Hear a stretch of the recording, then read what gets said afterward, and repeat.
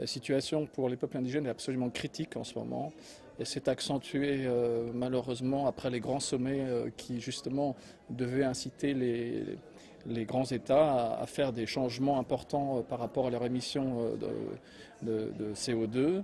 Et c'est à ce moment-là que ça a basculé vers quelque chose de beaucoup plus dangereux pour eux, où toutes les grandes puissances se sont tournées vers les possibilités d'exploiter les ressources sur leurs terres. Donc c'est critique au Brésil, c'est critique en Indonésie, c'est critique un peu partout dans le monde. Je pense que tous les verrous qui existent actuellement pour essayer de protéger les peuples indigènes et la nature, donc qu'ils protègent, ne fonctionnent pas bien. Donc on voit les limites, par exemple avec un projet comme Belo Monte, le barrage de Belo Monte, où on sait qu'il est illégal au niveau des lois brésiliennes, au niveau de la constitution brésilienne et des conventions internationales. On n'arrive pas à l'arrêter. Donc on espère, je pense, qu'un projet de loi en effet qui permettrait de déclarer que l'écocide est un crime contre la paix pourrait faire changer les choses. Il faut que ce soit beaucoup plus contraignant. On n'arrive pas à arrêter les multinationales ni les États. Si ça passe, je pense que ça pourrait changer les choses. Je pense que cette déclaration à laquelle vous faites allusion sur les peuples autochtones, qui date de 2007 donc, n'est pas appliquée parce qu'elle n'est pas assez connue. Un de nos rôles, par exemple, de Planète Amazon, c'est de la faire connaître davantage.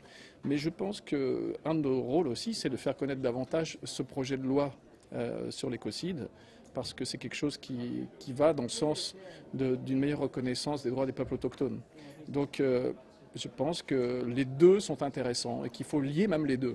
Je pense qu'on ne peut pas dissocier les deux, il faut au contraire unir les forces et faire travailler, utiliser ce qui a déjà été fait par l'ONU et compléter par ce que vous faites vous avec Ecocide.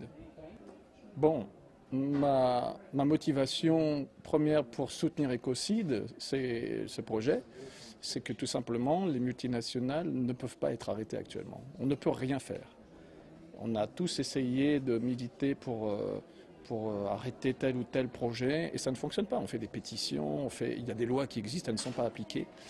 Donc je pense qu'Ecocide, ça pourrait être quelque chose de beaucoup plus contraignant et je pense que surtout le peuple, comme on dit, les citoyens du monde entier sont prêts à porter un projet comme ça. Ils attendent ce projet, je pense. Il faut leur donner une voie d'espoir. Et ça, ce projet d'Ecocide, c'est une voie d'espoir qui vient du peuple. Donc je pense que c'est quelque chose qui peut fonctionner, et qui doit fonctionner d'ailleurs, une alternative.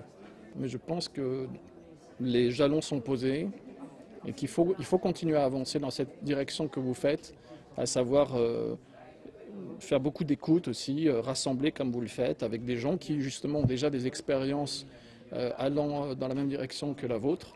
Et ce côté rassembleur me plaît beaucoup dans le projet Ecocide. Il faut que ça reste comme ça. C'est uniquement comme ça qu'on arrivera à fédérer. Pour moi, Ecocide, c'est suicide.